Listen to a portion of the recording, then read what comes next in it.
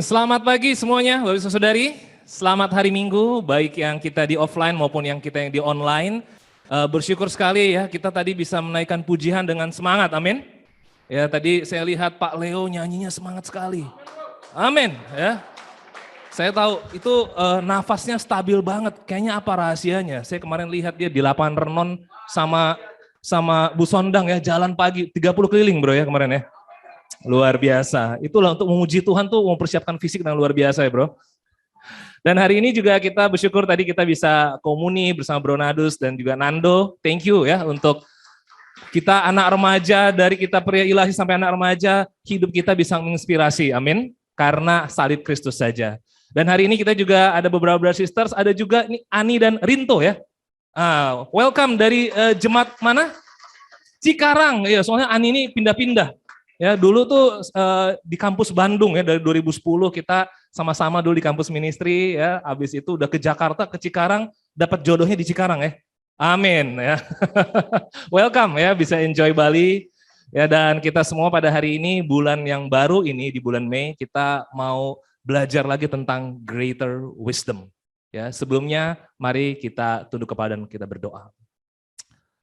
Tuhan Allah Bapa kami memuji Engkau karena Engkau adalah Allah yang memiliki hikmat yang luar biasa Bapa. Kami bangun pagi, kami bisa menikmati hari-hari. Kami tahu Tuhan, semua ciptaan Engkau itu adalah hikmat Engkau. Kami bisa bertemu dengan jemaat Tuhan, melihat kasih yang ada, itu semua adalah hikmatnya Engkau Tuhan. Kalau kami hari ini mau mendengarkan firman Engkau Tuhan, begitu banyak tulisan-tulisan dari Kejadian sampai buku Wahyu Tuhan. Itu juga menggambarkan Tuhan hikmat Engkau Tuhan. Yang tanpa firman Tuhan kami tidak bisa Tuhan melalui hidup kami Bapa. Tetapi karena firman-Mu Bapa, kami boleh Tuhan dimampukan melihat Engkau Tuhan. Dan dari bulan ke bulan, tahun demi tahun Tuhan, kami boleh Tuhan semakin beriman Tuhan, semakin mirip dengan Kristus Bapa. Terima kasih segala sesuatunya Bapa. Biarlah Tuhan hamba-Mu yang berbicara, Engkau yang menyertai, Roh Kudus Engkau yang menjelaskan Tuhan tentang kebenaran, sehingga semua hati dan telinga yang mendengar boleh memuliakan Engkau Tuhan. Di dalam nama Yesus Kristus kami berdoa dan mengucap syukur. Amin. Oke, ya, judul khotbah saya ya pada hari ini adalah tentang higher wisdom. Ya, kalau kita bicara tentang wisdom atau hikmat, kita sering sekali mendengar dari Salomo, seorang tokoh Alkitab yang luar biasa. Ya, kita lihat di 1 Raja-Raja pasal 4 ayat 29 sampai 30. Dan Allah memberikan kepada Salomo hikmat dan pengertian yang amat besar serta akal yang luas seperti dataran pasir di tepi laut, sehingga hikmat Salomo melebihi hikmat segala Bani Timur dan melebihi segala hikmat orang Mesir. Amin. Ya, kalau kita lihat di sini bahwa Salomo ini kita kenal dengan hikmatnya. Ya, di 1 Raja-Raja 3 bahkan dikatakan bahwa dia doa sama Tuhan. Ya, dia minta hikmat, pengertian. Dan Tuhan kasih hikmat yang Tuhan bilang bahwa enggak akan ada lagi raja-raja lain, tokoh-tokoh di dunia ini yang akan menyamai hikmat engkau. Ini luar biasa. Ya, makanya kita tahu kalau kita lihat di Alkitab, di buku Raja-Raja dan di Tawarik, ada 3 hal yang sangat kelihatan oleh orang-orang, manusia-manusia pada saat itu. Yang pertama adalah tentang keagamaan.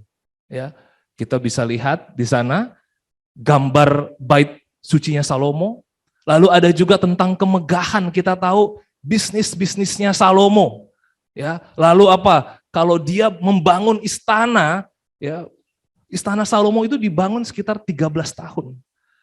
Rumah Allah, bait suci dibangun sekitar 7 tahun. Dan itu menggambarkan kemegahan, pilihan-pilihan kayunya, kayu aras, kayu sanobar. Kita kalau sekarang di sini nggak tahu kayu aras itu apa, kayu sanobar itu apa. Saya nggak tahu di Bali ini kayunya apa yang bagus. Tapi pada saat itu, pilihan-pilihan kayu itu adalah yang terbaik, menggambarkan kemegahan. Orang kalau lihat bisnisnya dia di mana-mana. Kita mungkin mau pakai pakaian, ini pakaian buatan Salomo. Wah, Kalau kita mau makan, ini makanan olahannya dari hamba-hambanya Salomo. Itu luar biasa. Ya, jadi orang bisa merasakan, menikmati kemegahannya.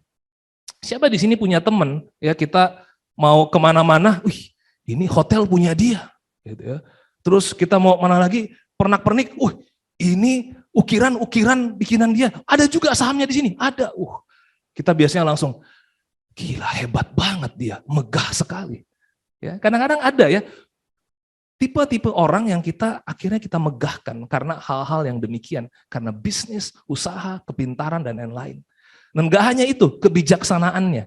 Kita tahu Salomo pada saat itu, dia memutuskan perkara di antara dua orang ibu yang mengakui bayinya adalah milik dia.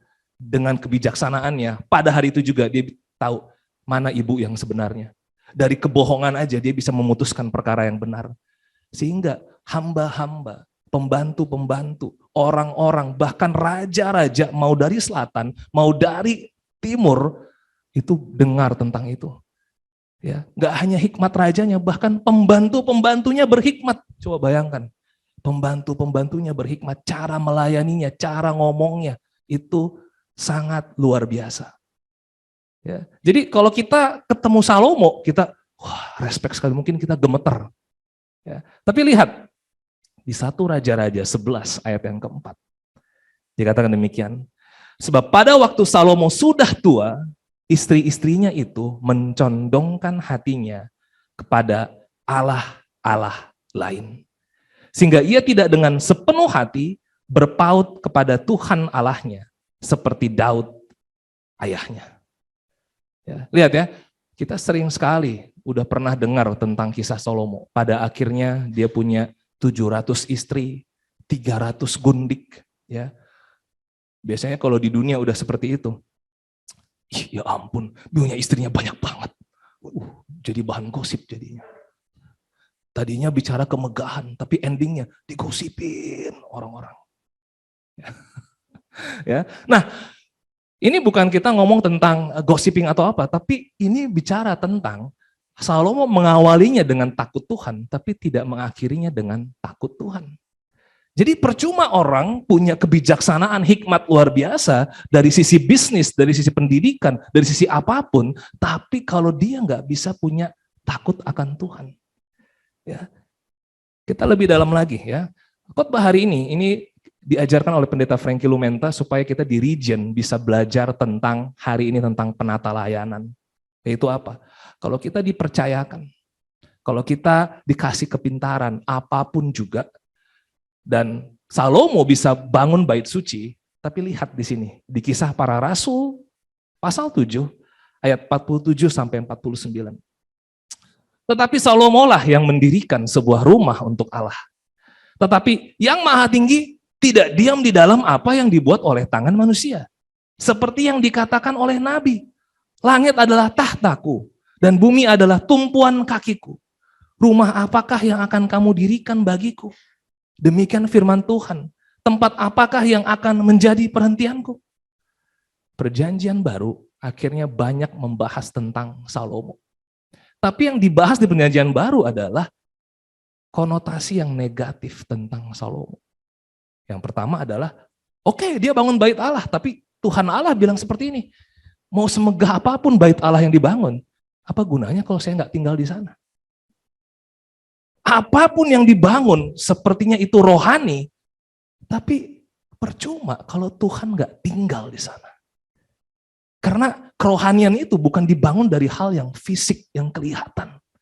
Saya dulu sering salah melihat tentang hal kerohanian. Saya lihat, orang bisa doanya, cara ngomongnya begitu. Nyanyinya tuh hebat banget. Wah, saya pengen kayak begitu. Saya lupa bahwa rohani itu dibangun dari hati saya, mengenal Tuhan atau enggak. Saya mau mencintai Tuhan atau tidak. Ya, keagamaan, bait suci yang dibangun Salomo di mata Tuhan, saya nggak tinggal di sana. Lihat kemegahan Salomo. Ini Yesus sendiri yang berbicara langsung. Matius 6 ayat 28 sampai 29 dikatakan demikian. Dan mengapa kamu khawatir akan pakaian? Perhatikanlah bunga bakung di ladang yang tumbuh tanpa bekerja dan tanpa memintal.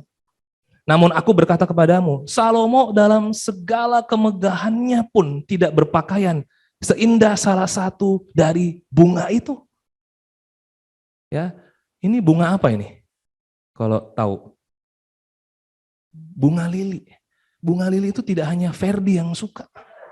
Betul.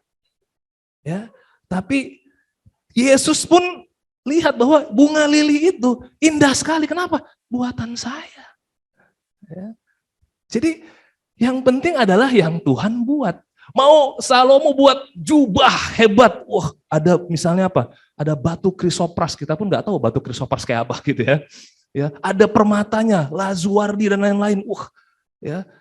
Tapi kemegahan-kemegahan yang manusia pada saat itu puji, hebat banget desain interiornya, wah, touchscreen. Sekarang banyak teknologi yang kita bisa puja-puji. Kita pengen punya itu, kita pengen punya ini. Tapi apa? Yesus hanya bilang, kemegahan yang demikian nggak ada bandingannya. Itu dibandingin bunga lili. Ya, itu lebih indah dari kemegahan Salomo. Lihat ya, cara pandang manusia, Yesus ubah. Karena manusia begitu gampang sekali ngelihat hal-hal, itu jadinya apa? Wah, jadi shining, shimmering, splendid. Ya. Walaupun Lili hanya Ferdi yang bisa melihat hal itu, ya. Tetapi ya, pokoknya yang penting ciptaan Tuhan, amin. Ya, namanya ciptaan Tuhan, segala sesuatu yang Tuhan bikin, Tuhan desain, Tuhan bentuk, itu indah semuanya. Hari ini mungkin banyak orang mau pakai skincare yang kayak gimana, ya, supaya dempulannya nggak terlalu kelihatan atau apapun juga. Tetapi yang Tuhan lihat adalah cantik hatinya. Wah. Tapi bukan artinya, ya udah cantik hati aja, rambut nggak usah diapa-apain atau bukan. Ya, jangan ya, nanti istri-istri banyak pembelaan diri. Itu lihat khotbah Pak Pendeta kemarin gitu kan. Enggak. Ya. Kemegahan yang Tuhan bentuk, Tuhan ciptakan. Ya. Lalu apa? Hikmat Salomo juga benar-benar dikomentari oleh Yesus sendiri. Lukas 11 ayat 31. Pada waktu penghakiman, ratu dari selatan itu akan bangkit bersama orang dari angkatan ini. Dan ia akan menghukum mereka. Sebab ratu ini datang dari ujung bumi untuk mendengarkan hikmat Salomo. Dan sesungguhnya yang ada di sini lebih daripada Salomo. Ini bukan Nyi Roro Kidul ya, bukan. Kita kalau di Jawa Barat tuh, ratu dari selatan, takut. Ya. Tapi di sini maksudnya adalah waktu itu ada Ratu Sheba dari selatan, itu ratu yang terkenal. Dia sampai dengar, hah, Salomo hikmatnya demikian, saya mau datang. Lalu dia bawa upeti hebat, terus dia lihat, dia kagum sama cara pembantu melayani dia. Tapi Yesus hanya bilang, mau hikmat Salomo hebat bagaimanapun, kelihatannya berpendidikan, cara ngomongnya hebat, public speakingnya bagus, cara pikirnya pintar sekali, tapi apa? Hikmatnya saya, hikmatnya Yesus yang bisa membuat orang bertobat, itu justru lebih daripada Salomo. Hari ini begitu banyak quotes-quotes, hikmat-hikmat orang, tapi bisa nggak itu membuat orang bertobat? Belum tentu. Karena apa? Hikmat yang dari Yesus itu membuat kita ada hubungannya, ada menyentuh hatinya, ada pengorbanannya, ada kuasa kebangkitannya. Hanya itu hikmat yang benar-benar Yesus ciptakan. Di bulan ini kita akan belajar 1 bulan tentang penata layanan, ya, atau stewardship. Apa itu penata layanan? Apapun yang Tuhan percayakan sama kita bisa nggak kelola itu? Karena apa? Salomo dipercayakan banyak hal, kepintaran, harta, apalagi ada istri, hubungan, teman-teman, pembantu. Tetapi pada akhirnya dia tidak bisa mengelola itu dengan cara Tuhan.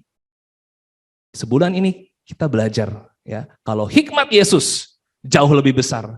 Kalau kemegahan Salomo nggak ada apa-apanya dibanding kemegahan Yesus. Kalau keagamaan Salomo nggak ada apa-apanya dibandingkan Kristus. Kalau hikmatnya Salomo tidak ada apa-apanya dibandingkan hikmatnya Kristus. Mari kita ikuti bagaimana penata layanan dari Yesus. Di Perjanjian Baru, Rasul Paulus berbicara tentang ini. Pasal 17 ayat 23C sampai 27, itulah yang kuberitakan kepada kamu Allah yang telah menjadikan bumi dan segala isinya. Ia yang adalah Tuhan atas langit dan bumi, tidak diam dalam kuil-kuil buatan tangan manusia, dan juga tidak dilayani oleh tangan manusia, seolah-olah ia kekurangan apa-apa. Karena dialah yang memberikan hidup dan nafas dan segala sesuatu kepada semua orang. Dari satu orang saja, ia telah menjadikan semua bangsa dan umat manusia untuk mendiami seluruh muka bumi, dan ia telah menentukan musim-musim bagi mereka dan batas-batas kediaman mereka, supaya mereka mencari Dia dan mudah-mudahan menjamah dan menemukan Dia, walaupun Ia tidak jauh dari kita masing-masing. Ya, Paulus berbicara tentang itulah yang kuberitakan. Dia kemana-mana, mau ke Athena pada konteks ini, dia tahu dia punya hubungan dengan Tuhan. Jadi kalau Tuhan percayakan hubungan, dia kelola apa, bagaimana hubungan ini dia akan berikan balik kepada Tuhan. Dia akan bersaksi, dia akan punya kesaksian. Kalau Tuhan di sini ngelihat pelayanan manusia, yaitu pelayanan orang Athena, Tuhan nggak lihat hati mereka, nggak lihat pengertiannya mereka. Dan Paulus di sini mau bicara juga bagaimana kepelayanan yang benar. Kenapa? Dengan pikiran yang dia punya, dengan talenta yang Tuhan kasih, dia akhirnya juga akan bicara tentang kepelayanan. Kalau Tuhan Allah bilang segala sesuatu yang hidup dan nafas semuanya diberikan kepada semua orang, gak ada yang tidak diberikan Tuhan, apa yang kita miliki, apa kepemilikan kita bisa nggak kelola itu, kembalikan ke Tuhan. Kalau ada waktu, masih bisa cari Tuhan, masih bisa bertobat. Mau kita dikasih 70 tahun, 80 tahun, 90 tahun. Ada yang cuma dikasih 20 tahun sama Tuhan, ada yang dikasih cuma 30 tahun. Hari ini banyak orang dikasih cuma 50-an sama Tuhan. Tapi apapun waktu yang dikasih, bisa nggak balikin ke Tuhan? Ini tentang kesempatan. Sehingga penata layanan atau stewardship, Tuhan akan lihat bagaimana kepemilikan yang dipercayai. Harta kita, mau sedikit, sedang atau banyak, nggak soal. Kenapa? Karena hal seperti itu, bagaimana kita mengelolanya dan mengembalikannya ke Tuhan. Hubungan yang dipercayakan, kesaksian, ini menjadi testimoni. Bagaimana kita mengembalikannya ke Tuhan. Pelayanan, ini tentang talent, kekuatan saya apa, karunia saya apa. Ya, tidak ada seorang pun yang tidak punya karunia. Ya, kita masih ingat perumpamaan tentang talenta. Tapi biasanya orang yang merasa sedikit, saya cuma satu. Nah yang satu ini akhirnya dia bukan fokus kepada bagaimana mengembalikannya ke Tuhan.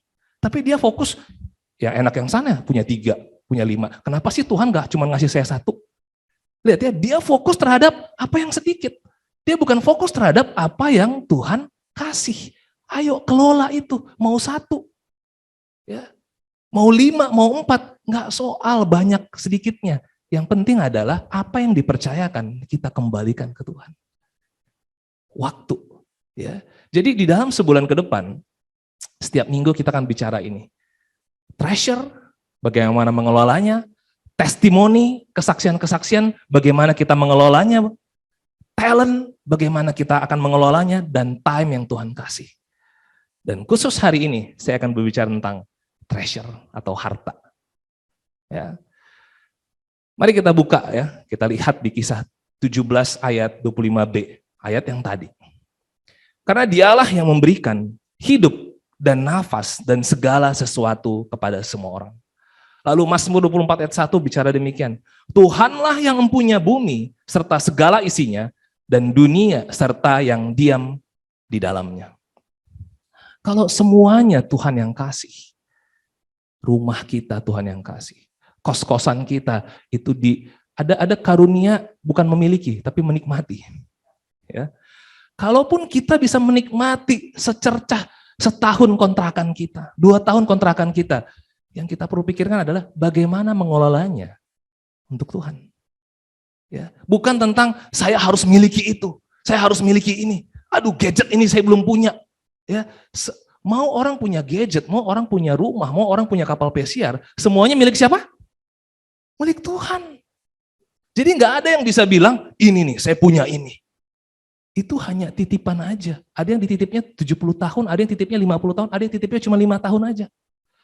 Tapi sewaktu itu diambil akan kelihatan, dia ini tahu nggak, ini God's treasure atau ini my treasure. Semua akan teruji, ini harta saya atau ini hartanya Tuhan.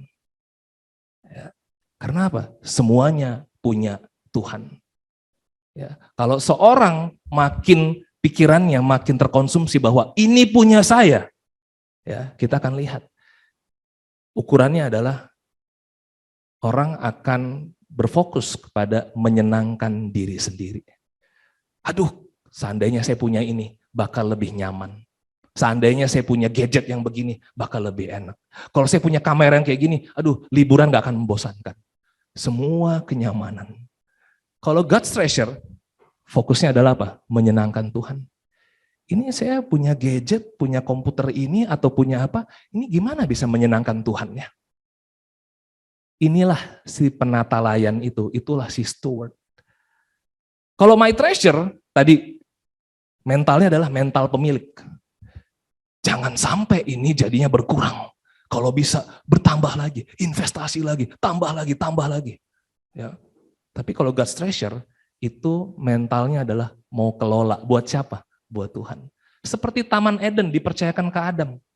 Tuhan hanya bilang, kelola Taman Eden itu, pelihara Taman Eden itu. Tapi dia mulai nggak fokus sama Tuhan. Fokusnya terhadap apa? Hawa nafsu pribadi. Kayaknya buah ini enak ya. Kayaknya lebih bagus deh, lebih enak daripada apa yang ngelola Taman Eden seperti ini. Kayaknya bosan banget ya. Kayaknya buah yang nggak Tuhan kasihnya lebih enak. Udah mulai fokusnya udah lari-lari. Dia tadinya suruh kelola, suruh pelihara, tapi udah lari dari sana. My treasure itu tidak ada pertanggungjawaban. Mentalnya adalah harta-harta saya, uang-uang saya, terserah saya. Ya kan? Tapi kalau God's treasure, itu tanggung jawabnya ke Tuhan. Oh iya, saya dipercayakan ini. Gimana ya? Bukan artinya kita nggak bisa happy dengan harta yang kita miliki. Tetapi kalau kita mau menyenangkan Tuhan, kita pasti happy nggak? Happy. Tapi kalau fokusnya mau happiness sendiri, kadang-kadang itu jadi, lah kok jadi gini? Kok jadi terbuai sama hawa nafsu, kok jadi menderita? Kok jadi gampang emosian? Pernah ya gara-gara harta, emosian banget. Jadi berantem gara-gara harta. Nah, kenapa? Karena nggak mengerti tentang ini bertanggung jawab ke Tuhan. Ini hanya kita bisa lihatnya, yang penting saya tanggung jawabnya untuk diri saya sendiri aja. Ya, makanya nextnya adalah buat pribadi. Tapi kalau God's treasure, fokusnya mau berbagi. Kenapa? Ini milik Tuhan kok, bukan punya saya. Ya. Kalau my treasure, itu kepemilikan penuh. 100% ini adalah saham saya. Tapi kalau God's treasure, saya cuma dikasih ownership-nya 90%. 10% lagi, ini nggak ada haknya saya. 10% lagi itu, walaupun semuanya milik Tuhan, tapi 10% lagi ini udah hak penuhnya Tuhan. Yang 90% yang saya bisa kelola. Ya, makanya ada 1/10. Tapi di perjanjian baru, kita udah sering sekali bahas ini. Yesus pengen kita lebih dari perjanjian baru. Bukan karena rules-nya 10%, bahkan apa? Dari apa yang kita kurang juga kita bisa giving. Ya, hatinya yang Tuhan mau kita all out buat Tuhan. My treasure fokusnya duniawi. Kalau God's treasure fokusnya adalah ini alkitabiah enggak? Sesuai kehendak Tuhan enggak? Amin. Jadi poin saya yang pertama, kalau kita dipercayakan harta, mau sedikit, sedang atau banyak, itu relatif menurut ukuran kita. Ya, itu yang penting adalah memuliakan Tuhan. Ya, di Amsal 3 ayat 9-10. Muliakanlah Tuhan dengan hartamu dan dengan hasil pertama dari segala penghasilanmu. Maka lumbung-lumbungmu akan diisi penuh sampai melimpah-limpah.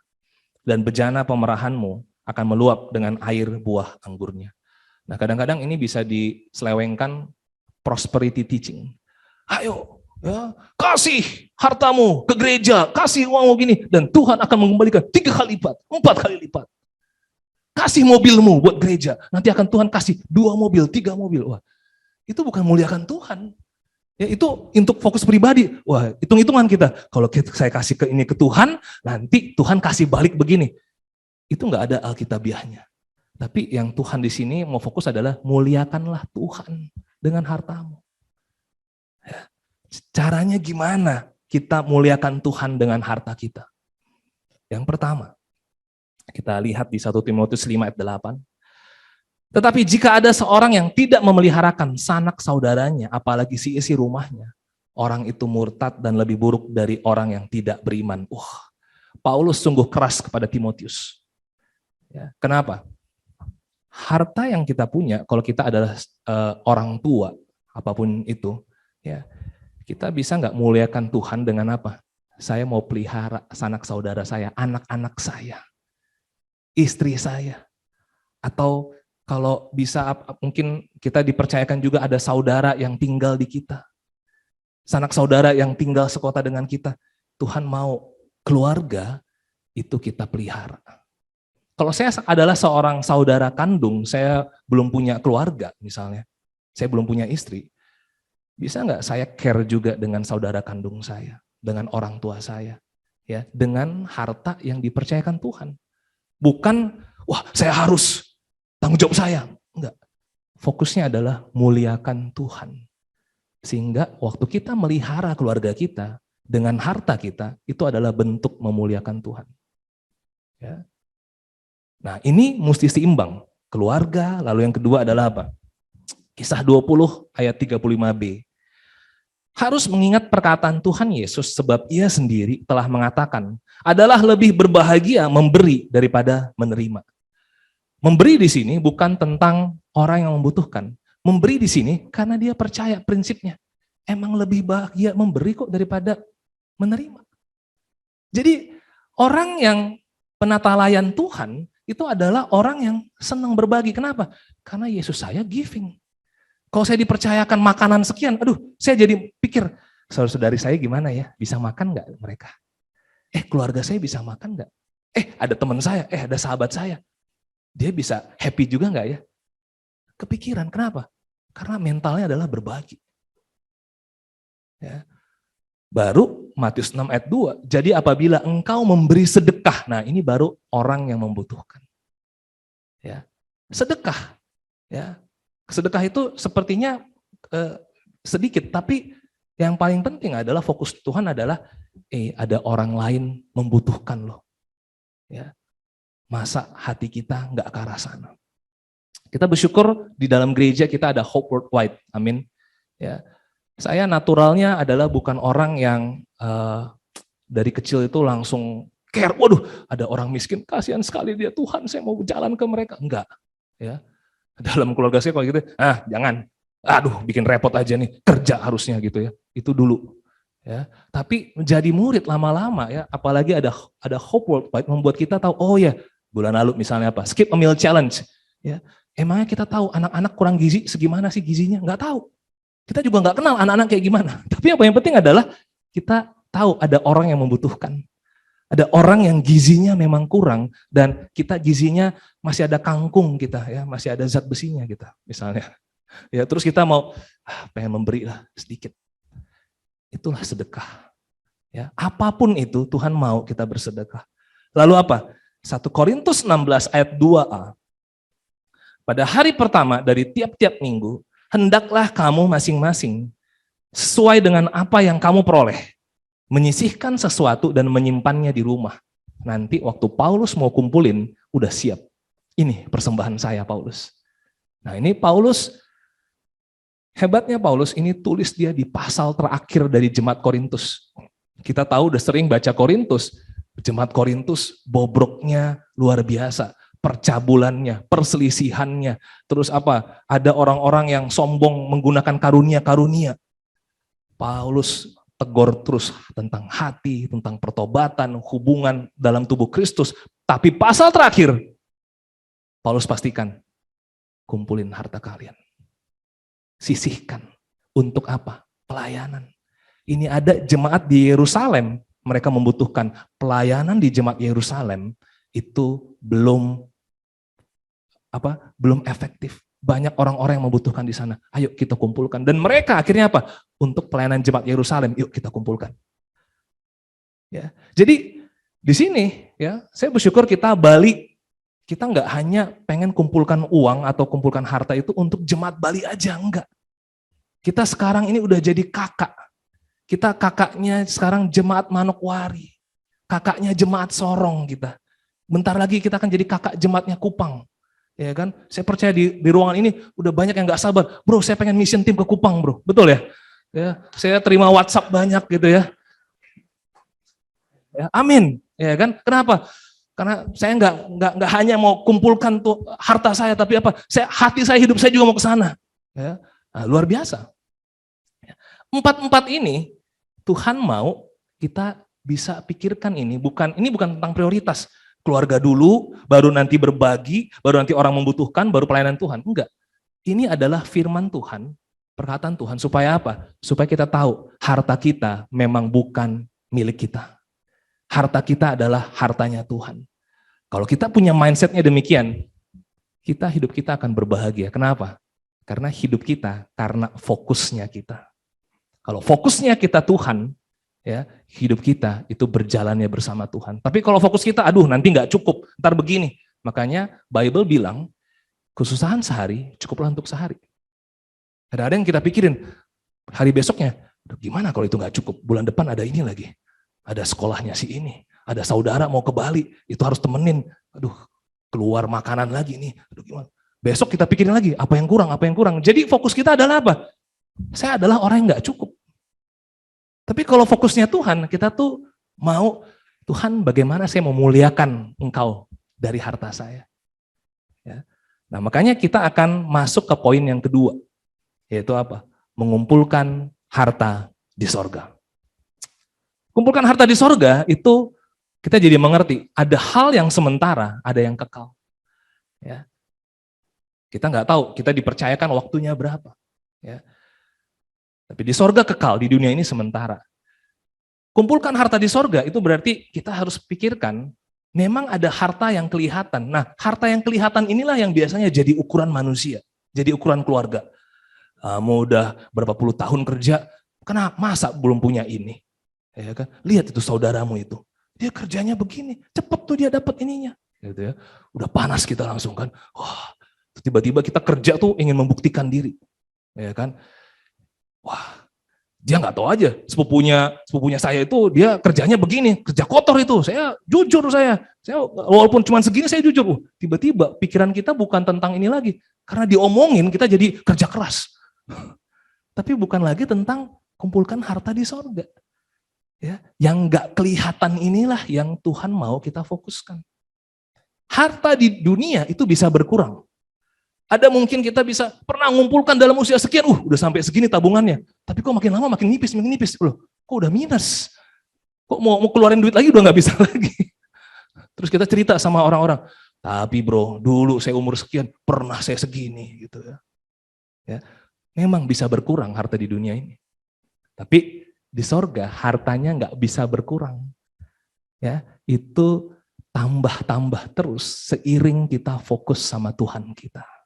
Itu Tuhan hitung semuanya. Saya pernah khotbah di sini, waktu kita rendah hati sama orang, waktu nolong orang, itu ada di surga itu ya, kerincing.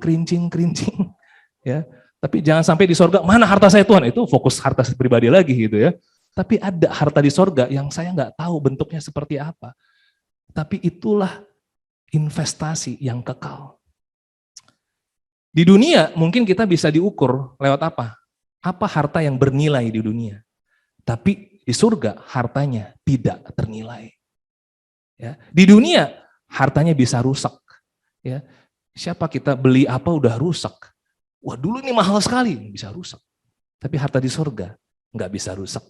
Makanya Yesus berkata di Matius 6 ayat 19 sampai 20. Janganlah kamu mengumpulkan harta di bumi. Di bumi ngengat dan karat merusakkannya. Dan pencuri membongkar serta mencurinya. Tetapi kumpulkanlah bagimu harta di sorga. Di sorga ngengat dan karat tidak merusakkannya. Dan pencuri tidak membongkar serta mencurinya. Bro Frankie pernah jelaskan ya 2 bulan lalu tentang ngengat dan karat. Ya, kenapa Yesus dia fokus juga ya, dia ambil contohnya yaitu ngengat dan karat. Ya. Kita tahu kalau ngengat itu nggak bisa merusak barang, ya, karena dia nggak ada mulutnya. Dia makannya itu ya lewat nektar. Tapi kalau larva ngengat, ya, ngengat waktu berusia 2 sampai 30 bulan dengan ukuran larva ngengat itu hanya 1 sampai 1,5 cm, berarti nggak kelihatan. Kadang-kadang kita mungkin ini baju, kenapa bajunya udah lobang gini? Ini pasti si Mbak nih nyucinya nggak bener gitu kan. Oh, kita udah negatif sama si Mbak. Padahal apa? Itu larva ngengat misalnya. Ya. Jadi larva ngengat ini nggak kelihatan. Kok lama-lama kok harta kita kok jadi menipis, kok jadi bolong, rusak. Ya. Kenapa? Karena memang nggak kelihatan, kita nggak sadar. Ya. Apa maksudnya? Yesus memberikan ilustrasi dari ngengat. Karena ketika harta dunia lebih utama, waktu kita jadinya fokus sama harta di dunia, kumpulkan harta di dunia, ngengat itu nggak kelihatan. Karena masih larva, 1 cm di baju nggak terlalu kelihatan. Ya. Tersembunyi. Tapi itu menghancurkan. Artinya apa? Kita bisa saja, kita ikut Tuhan. Bro, gimana? Baik, ya, yang penting saya kerja keras. Yang penting saya terus mau cari Tuhan. Kemarin ada kejadian gini gimana? It's okay. Ya, pokoknya saya mau banyak memberi buat Tuhan. Tapi ternyata di lubuk hati yang paling dalam, nggak kelihatan, tersembunyi, mungkin di dalam kedalaman hati yang 20 meter. Nggak kelihatan, ada 1% hati. Saya harus punya rumah itu. Saya harus punya tanah itu. Kalau nggak ada tanah itu, kalau nggak ada rumah itu, saya nggak bisa sukacita. Gimana hidup saya kalau nggak ada? Tapi abis itu, udah, itu cuman sekelewat aja. Gak kelihatan, tersembunyi. Tapi itu menghancurkan iman. Makanya Yesus sangat berhikmat. Inilah hikmat Yesus. Bahwa apa? Kita nggak akan hancur gara-gara hal yang besar. Tapi gara-gara hal yang kecil sekali, di dalam lubuk hati mungkin kita denial, kita sangkal. Tapi itu bisa merusak iman kita. Nah, pernahkah atau beranikah kita membukakan hati kita yang tersembunyi itu dan kita ingin supaya apa? Supaya sesuai firman. Kenapa? Karena kalau enggak ini memang akan merusak iman dan pada akhirnya kita pikir kita jalan bersama Tuhan. Sama seperti Salomo, bangun bait sucinya Tuhan, tapi apa? Tuhan enggak hidup di sana. Yang kita impikan adalah sampai mati, sampai kita dipanggil Tuhan, kita hidupnya bersama Tuhan. Mau harta kita sedikit, sedang, atau banyak, apa gunanya kalau nggak bersama Tuhan? Gara-gara nilas titik, gara-gara yang kecil, gara-gara di hati yang tersembunyi. Tapi apa? Kita nggak bisa untuk keluarkan itu, nggak ambil waktu untuk benar-benar mau bertobat, mau mengerti tentang ini. Ini bulan demi bulan, tahun demi tahun, iman kita makin rusak. Tapi juga Yesus berbicara tentang karat. Emas itu biasanya susah berkarat. Tapi bila mana emas itu jadi berkarat? Kalau dia di dalam kondisi yang ekstrim sekali. Ya. Di dalam misalnya apa? Di laut terus udah gitu ada salinitasnya luar biasa, ada lagi zat kimia yang lain ya. Itu baru emas itu berkarat. Tapi kalau kondisinya biasa-biasa aja, nggak ekstrim, ya kondisinya buruk tapi nggak ekstrim, nggak berkarat emas. Artinya apa? Ketika harta dunia lebih utama dan mungkin datang keadaan ekstrim, iman itu rusak. Di masa pandemi ini ada orang yang merasa ini ekstrim sekali. Mungkin ini bisa membuat pendapatan kita nggak ada. Kita mau bayar-bayar nggak bisa. Kita mau punya impian lebih lagi, jadi susah sekali. Lalu kita lihat ini ekstrim sekali. Ya. Tapi disinilah sebenarnya iman akan dirusak. Ada hal yang nggak kelihatan yang sebenarnya akan dirusak. ya, yaitu iman. Makanya kalau kita lihat tentang di Roma pasal 12, proses Tuhan itu tak ternilai, Bapak Ibu Saudari. Ya, saya bangga sama jemaat Bali ya, brothers sisters ya. Dari awal Maret 2020 ya, kita bersatu, kita benar-benar saling memberi, kita mau kasih semangat. Saya lihat juga ya, banyak brothers sisters mau cari alternatif, bekerja ini, bekerja itu. Ya, kita saling kasih pekerjaan, ya, kita saling cari peluang, ya. Itu adalah hal persatuan yang luar biasa. Ya. Tapi di Roma 12, karena jemaat Roma juga mengalami hal ini, ada kesesakan. Ya, saya nggak tahu kita nyeseknya itu sampai nyesek kayak gimana. Ya, tapi Bible bilang, janganlah hendaknya kerajinanmu kendor. Biarlah rohmu menyala-nyala. Dan layanilah Tuhan. Bersukacitalah dalam pengharapan, sabarlah dalam kesesakan, dan bertekunlah di dalam doa. Sehingga yang nggak kelihatan ini, yang kelihatan mungkin kelihatan hartanya nggak ada. Tapi yang nggak kelihatan ini, semangat itu harus terus menyala. Ini yang mau Tuhan proses. Dan proses ini tak ternilai. Proses ini, inilah harta di surga. Ya, semangatnya, tekunnya. Jangan sampai kita jadinya doa kita, udahlah. Udah 2 tahun ini saya berdoa. Nggak ada hal yang berubah. Yang nggak kelihatan tentang doa ini, justru Tuhan mau kobarkan, ayo tekun dalam doa. Hidup ini tentang hikmatnya Tuhan, lebih jauh, lebih dalam lagi daripada hikmat manusia.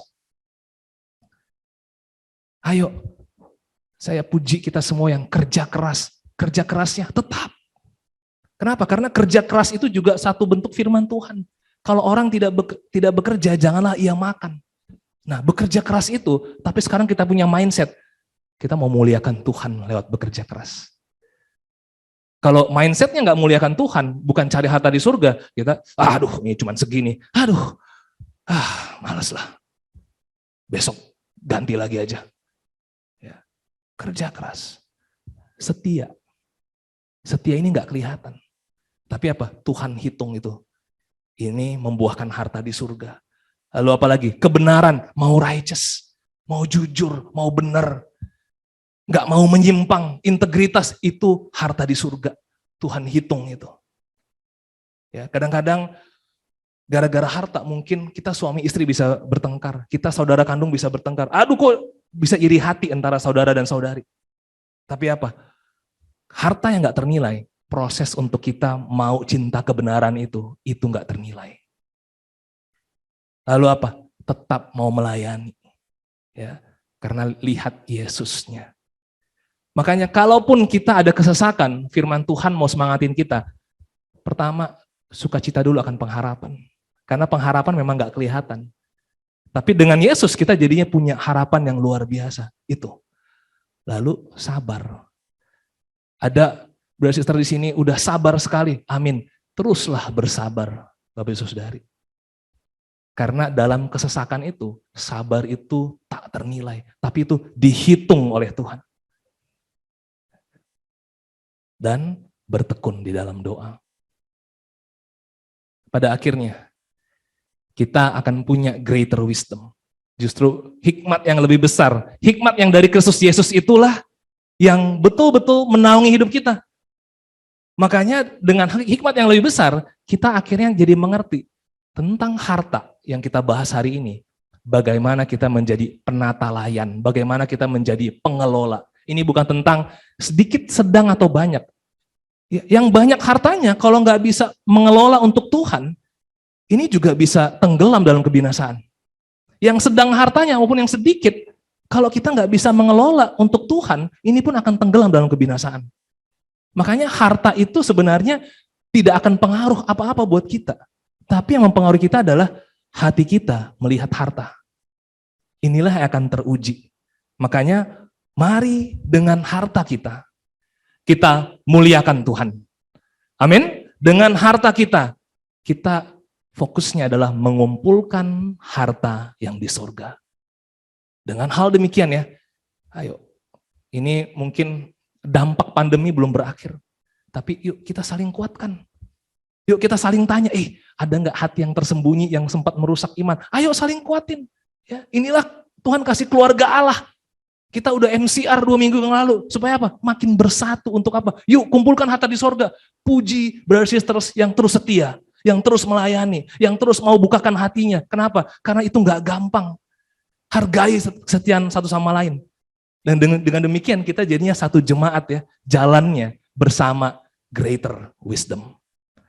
Amin. Sebulan ini kita akan melatih bagaimana menjadi steward penata layan yang baik. Minggu-minggu depan kita akan belajar bagaimana kita mengelola waktu kita. Bagaimana kita mengelola hubungan kita dengan Tuhan. Bagaimana kita akan mengelola talent, kemampuan yang kita punya. Tapi itu semua apa yang dipercayakan dari Tuhan, biarlah greater wisdom yang memberkati. Amin. Mari kita bersatu di dalam doa. Tuhan Allah Bapa kami, ucap syukur Tuhan, kalau pada hari ini Bapa, kami boleh Tuhan diajarkan, disemangati Bapa, dihargai oleh Engkau Tuhan. Karena Engkau adalah Allah yang menghitung segala sesuatu yang tidak kelihatan. Engkau adalah Allah yang tidak akan membiarkan dan meninggalkan anak-anak-Mu Tuhan. Itu adalah satu hal yang pasti, satu hal yang janji Engkau Tuhan. Tapi melalui firman hari ini Bapak, kami boleh belajar Bapak dari Salomo yang kehilangan takut akan Tuhan. Sewaktu dia memiliki harta yang banyak, memiliki orang-orang yang banyak, pembantu yang banyak, tapi pada akhirnya dia tidak bisa mengelola itu untuk memuliakan Engkau Tuhan. Sangat sedih Bapak. Hari ini kami tahu Tuhan, hidup ini bukan tentang harta Bapak. Karena segala sesuatunya itu adalah milik Engkau Tuhan. Tapi biarlah Tuhan, Roh Kudus bantu untuk meluruskan pikiran kami, menghibur hati kami Bapa, sehingga kami Tuhan mau Tuhan mengelola harta yang kami miliki untuk Engkau, dan kami mau Tuhan untuk mencari, mengumpulkan harta di sorga yang tidak akan dirusak di dunia ini, yang tidak akan berkurang, tetapi justru Tuhan kami memiliki sukacita pengharapan yang kekal Bapa. Saya berdoa untuk jemaat Bali Tuhan. Untuk kami Tuhan, terus-menerus Tuhan setia menjadi penata layan yang baik, yang menyenangkan Engkau Tuhan. Hari ini Tuhan kami mau menyenangkan Engkau, besok, lusa, bulan depan kami mau menyenangkan Engkau Tuhan lewat harta kami Bapa. Terima kasih Tuhan, berkati, cukupkan jemaat-Mu Bapa. Setiap pekerjaan saudari Bapa, yang tidak punya pekerjaan tolong Engkau bukakan jalan pekerjaan. Yang mungkin usaha agak mandek Bapak, biarlah Tuhan Engkau yang cukupkan bukakan, tapi biarlah Tuhan kami diberkati dengan pikiran yang benar Bapak, yang memuliakan Engkau Tuhan. Di dalam nama Yesus Kristus, kami berdoa dan mengucap syukur. Amin.